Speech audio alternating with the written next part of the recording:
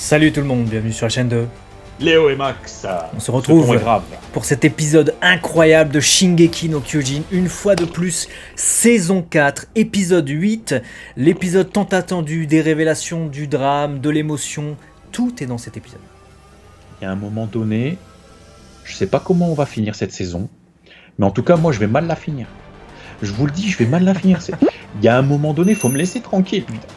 Chaque épisode je pleure, j'en peux plus. C'est chaud, hein, c'est chaud. On va immédiatement aborder le sujet d'emblée. On va rentrer dedans. Donc c'est un épisode qui correspond à la toute fin du chapitre 104. Vous vous souvenez qu'on vous en a parlé la semaine dernière, chapitre 104, dans lequel vous avez les événements de l'épisode précédent et Reiner versus Eren. Ça se terminait sur Reiner qui récupérait Gaillard. Et ça correspond à l'entièreté du chapitre 105. Donc pour une fois, on a un chapitre, un quart. Alors que depuis le début de cette saison, on avait 2 chapitres. Bon, il y avait du contenu à raconter, du coup, j'imagine. Et beaucoup d'émotions, ouais. Énormément d'émotions.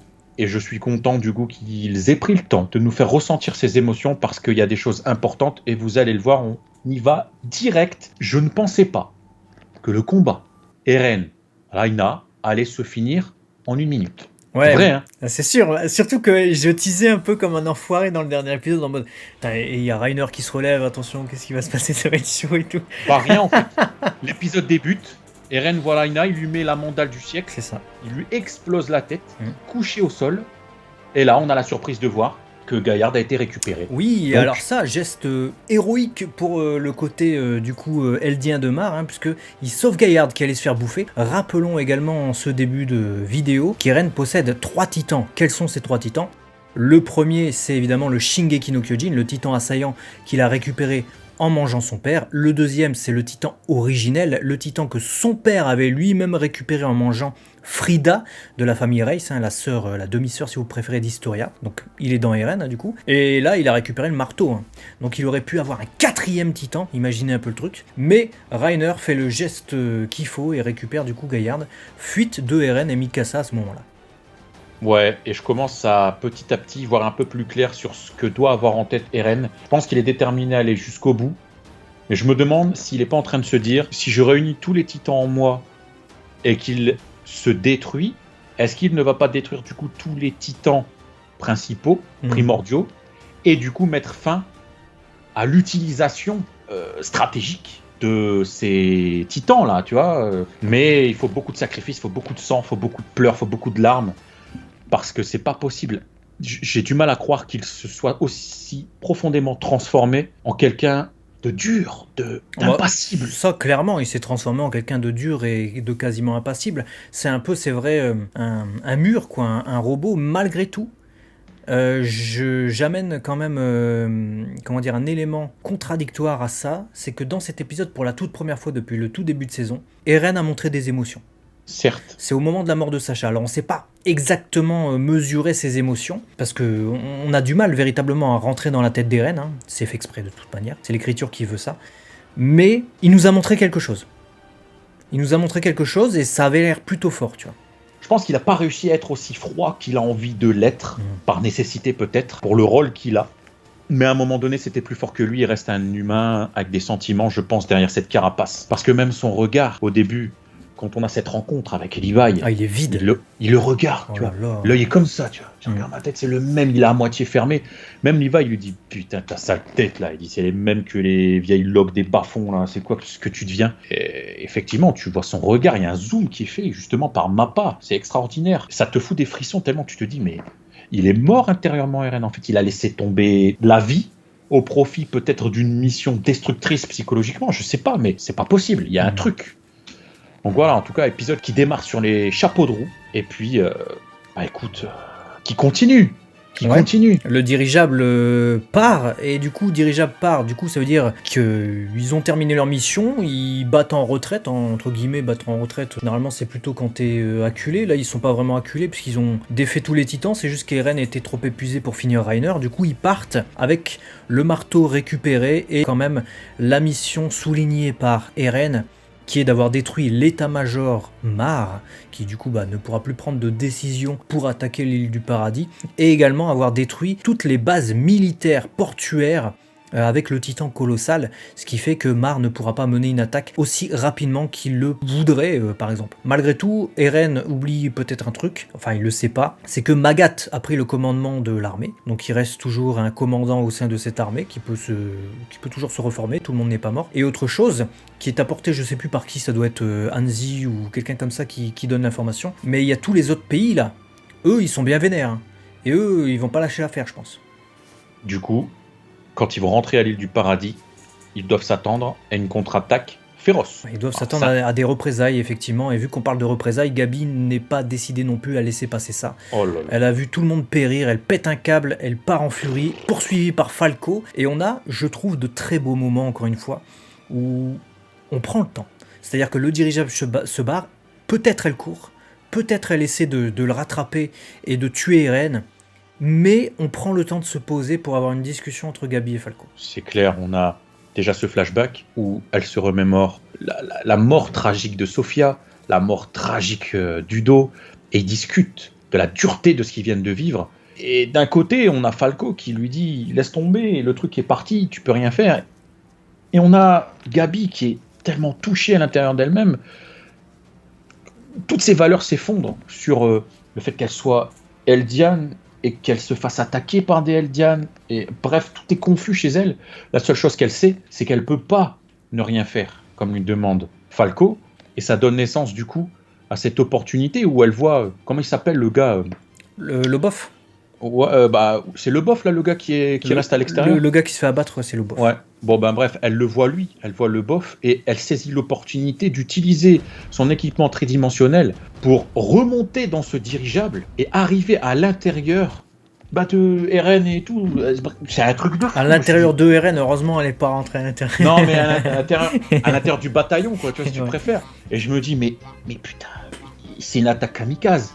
Clairement. Ouais, elle savait, elle y allait pour mourir. Là, elle l'a dit de toute manière, je ne peux pas ne rien faire. Et j'ai retrouvé Eren, en fait. C'est-à-dire que dans tout ce qu'a dit Gabi, j'ai retrouvé Eren. Et je trouve qu'Isayama, parce que bon, là c'est l'animé, d'accord, mais le manga d'Isayama, c'est pareil, c'est le même scénario, c'est les mêmes scènes. Isayama nous a typiquement dépeint Gabi comme étant Eren dans le côté opposé, le côté ennemi du bataillon d'exploration. Et on peut se poser la question de sa volonté de faire ça. On peut se dire, est-ce que Gabi va finir comme Eren ? Parce qu'on voit très bien comment a évolué Eren et ce qu'il est devenu. Donc est-ce que Gabi va devenir stricto sensu comme Eren ? Est-ce qu'au contraire, elle n'aura pas la chance et la réussite d'Eren et elle va mourir prématurément en étant une tête brûlée comme ça ? Ou bien, est-ce que justement Isayama va nous offrir deux chemins différents ? Ce qu'aurait pu être Eren si, et Eren avec ce qui s'est passé. Je sais pas trop, mais c'est vrai qu'elle prend les mêmes décisions de tête brûlée qu'on reprochait dans la saison 1 à Eren. Enfin, nous on les reprochait pas parce qu'on suivait Eren et on avait ce désir de vengeance également. Mais quand Jean lui disait ouais, tête brûlée, tête de con et tout, puis il le traitait de tous les noms, Jean. D'ailleurs, je l'appréciais pas trop dans la première saison, Jean. On se disait, Eren, il a raison, tu vois, faut qu'il y aille au charbon. Et là, typiquement, des gens qui ont pensé ça d'Eren dans la saison 1 sont contre Gabi parce qu'elle est du côté de Mar, alors qu'elle est exactement pareille. Et un autre truc encore une fois qui a été extrêmement bien fait, je trouve, par Isayama, c'est que Jean, dans cette saison, pour le moment, c'est le personnage le plus juste.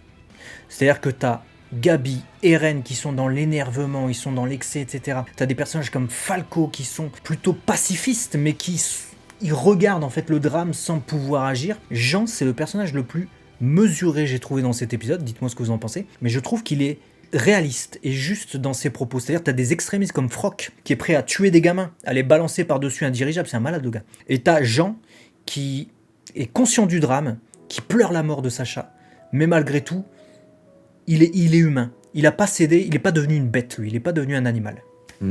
C'est incroyable. C'est pas en sacrifiant des enfants qu'ils vont mettre fin à cette tuerie à la guerre. Cette tuerie à la guerre, et que c'est pas ça la solution, même si c'est horrible ce qu'ils viennent de vivre. Ils l'ont cherché, tu vois. Enfin, c'est ça. Ils sont partis en guerre. Ils avaient une mission. C'était les risques. Tu peux pas aujourd'hui buter des enfants parce que tu as pris le risque. Il le sait, il le comprend. Et d'ailleurs, je suis extrêmement surpris. Il n'y a que 6 pertes parmi le bataillon d'exploration. Ouais, c'est des gérants. Enfin, 6 pertes, certes, 7 maintenant avec la mort de Sacha, du coup. On va revenir, du coup, sur les retrouvailles entre Levi et Eren avant de parler de la mort de Sacha. Retrouvailles musclées. J'ai adoré. Ah ouais. J'ai adoré parce que Eren, dans le début de cette saison, on est beaucoup à pas trop comprendre pourquoi il commet tous ces actes barbares, hein, parce que justement, il les a subis. Donc, il est plus à même, logiquement, un humain normal, enfin, oui, un humain normal, quelqu'un qui est doté d'empathie, il est plus à même de comprendre ce qu'il s'apprête à faire, vu qu'il l'a vécu lui. Tu vois, tu vas pas faire ça en gratuité et tuer des innocents. À la limite, tu fais subir ça à Reiner, Annie et... Bon, Bertholdt, il est mort. Parce que eux sont responsables véritablement. D'accord, l'état-major, ok, parce qu'ils sont responsables, ceux qui ont envoyé les gens sur l'île du paradis. Mais les enfants dans les bâtiments, tu vois, ils ont rien demandé, tu vois. Et là, Levi, je l'ai trouvé tellement, mais... Franchement... On suit. Il botte le cul à un gars qui a non, 3 mais titans. franchement, j'étais content en fait. J'étais content parce que Levi il remet un peu les trucs à leur place et tu sens aussi que Levi est encore juste et il pardonne pas certaines méthodes. Surtout qu'il leur a forcé la main, Eren. Il leur a envoyé une lettre, ouais, venez, récupérez-moi, la mission c'est ça, vous démerdez. Levi il a pas apprécié. Il a Mais pas moi, apprécié. tu vois, je pense que, encore une fois, ça fait écho à ce que je disais en début d'épisode. C'est pas possible que des gars comme Levi, Hanshi, avec leur caractère, etc., suivent une tête brûlée comme Eren, si Eren ne détient pas une part de vérité ou s'il n'a pas donné des informations qui vont convaincre suffisamment des gens comme, je viens de le dire, Levi, Hanshi, etc., que c'est la solution. Bah justement, là. Et je me dis, il a il a une mémoire qui lui a été transmise. Est-ce que cette mémoire ne lui permet pas de savoir ce qu'il faut faire pour mettre fin à tout ce bordel? Est-ce qu'il en aurait pas parlé en disant la seule solution c'est ça?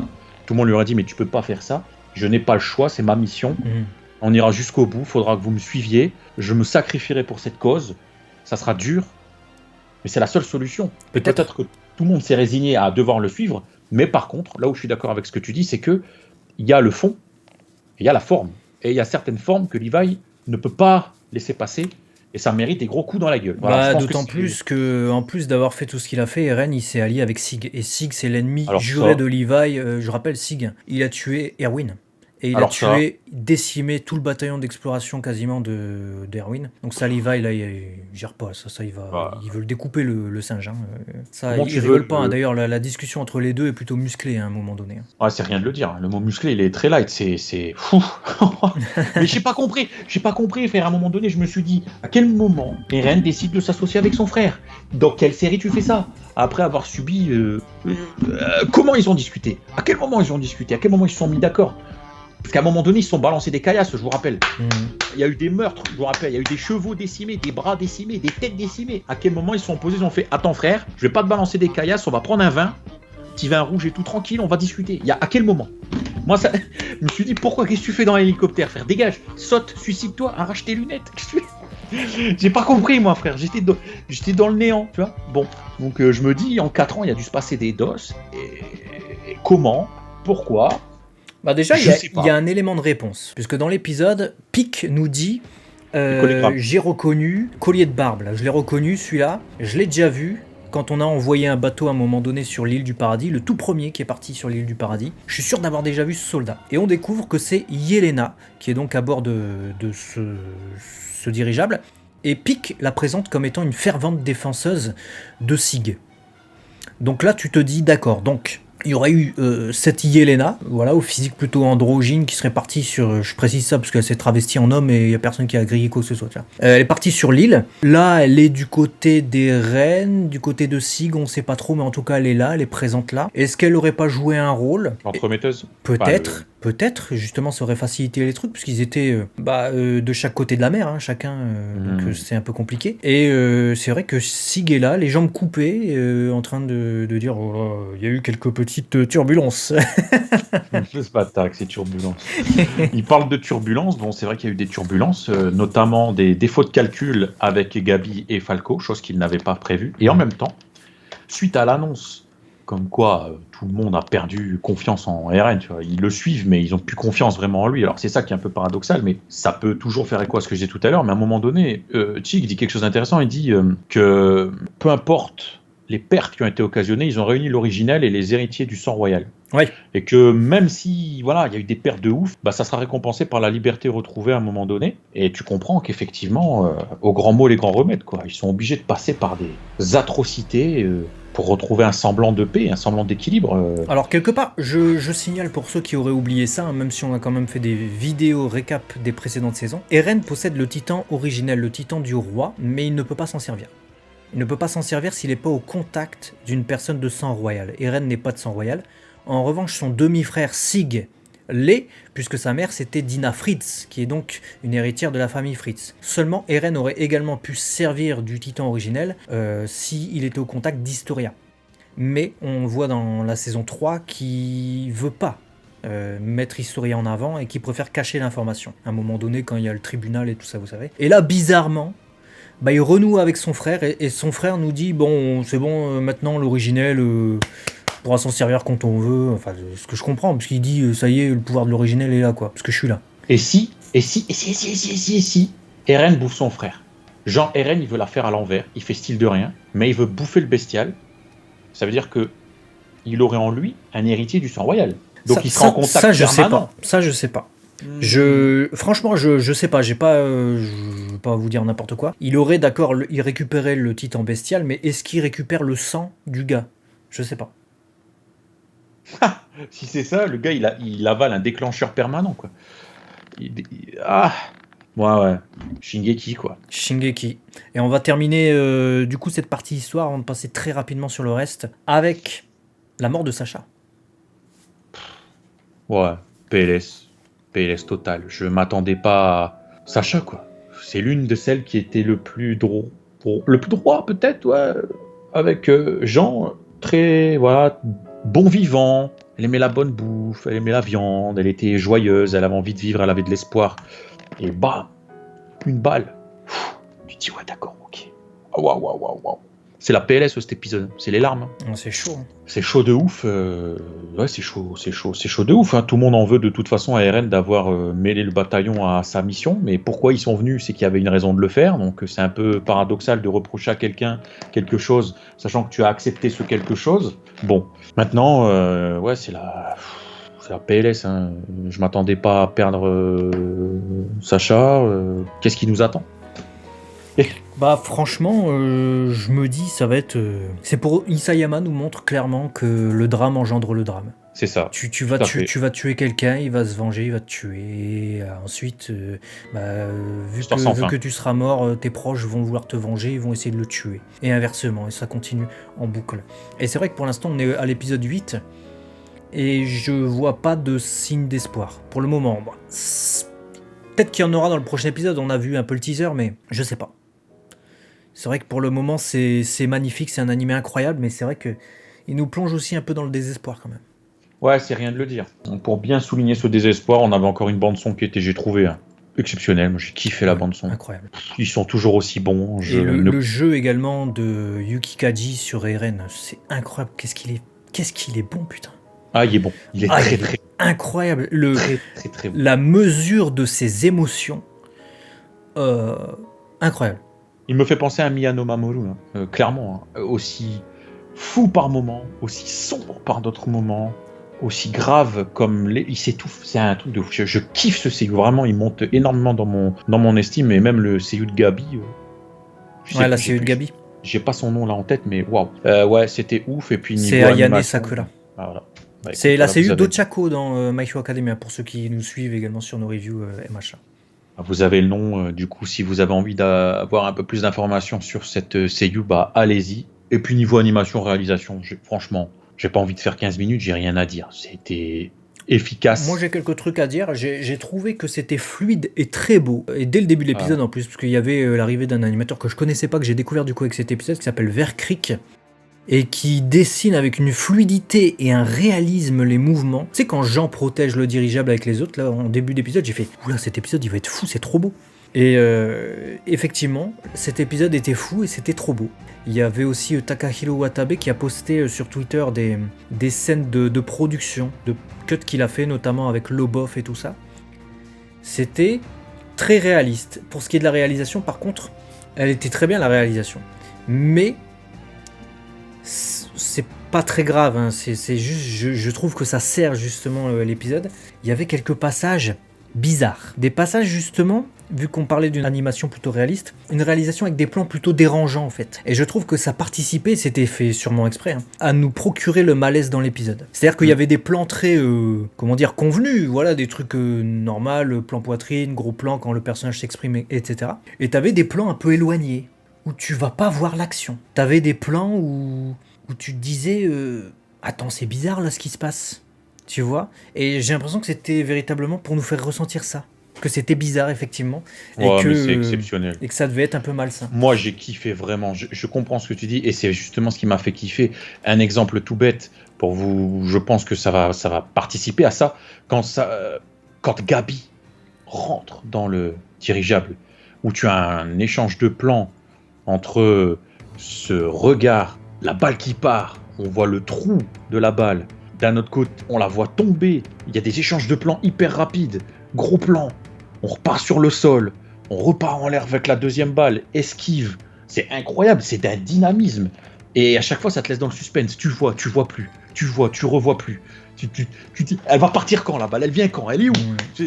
C'était stressant en fait. Cette réalisation était stressante. Ouais, c'est ça. Et j'ai bien aimé. C'est ça, ils ont su apporter le stress dans cet épisode avec des astuces de réalisation. Et je vais vous parler un tout petit peu des changements. Lorsque Gabi prend la décision de poursuivre le dirigeable en début d'épisode, Falco lui court après. Dans l'animé, juste avant l'opening, on peut les voir qui sont déjà sous le préau en train de courir. Tandis que dans le manga, on voit d'abord Falco lui courir après dans les escaliers et dans les couloirs de l'immeuble. Voilà, petite différence de mise en scène, un peu comme ce qu'on avait vu dans l'épisode précédent. Et un peu plus tard encore, lors de l'échange entre Gabi et Falco dans la ruelle, quand elle explique que les gens lui crachaient dessus dans la rue et qu'elle a subi toutes sortes d'humiliations du fait de son statut d'Eldienne, on voit dans le manga une case où elle marche avec une dame qui a l'air, je sais pas, peut-être d'être sa mère ou bien peut-être la mère de Reiner, mais on la reconnaît pas vraiment.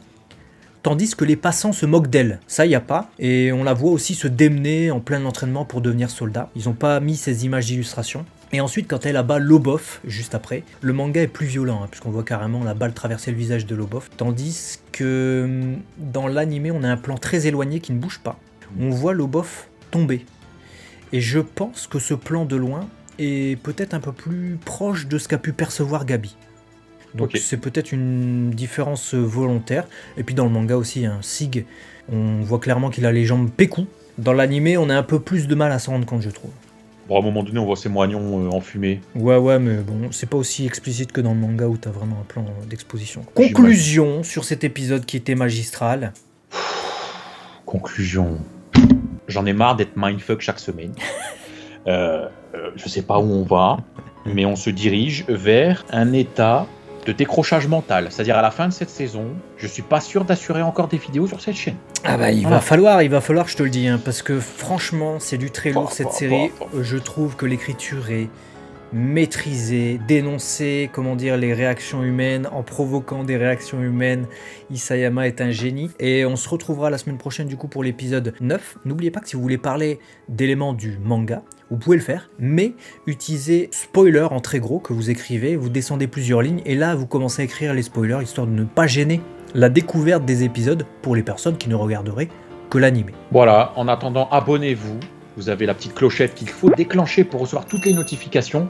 On vous sait nombreux à nous suivre abonnés, mais on vous sait nombreux aussi à nous suivre sans lettres. Et ça, c'est très très dommage parce que tu loupes beaucoup de choses. Donc abonne-toi, on te promet, tu ne le regretteras pas. Voilà, et on te fait plein de bisous et on te dit à très vite sur la chaîne 2. Sur la chaîne de Léo et Max. À très vite. Allez, ciao. À la prochaine.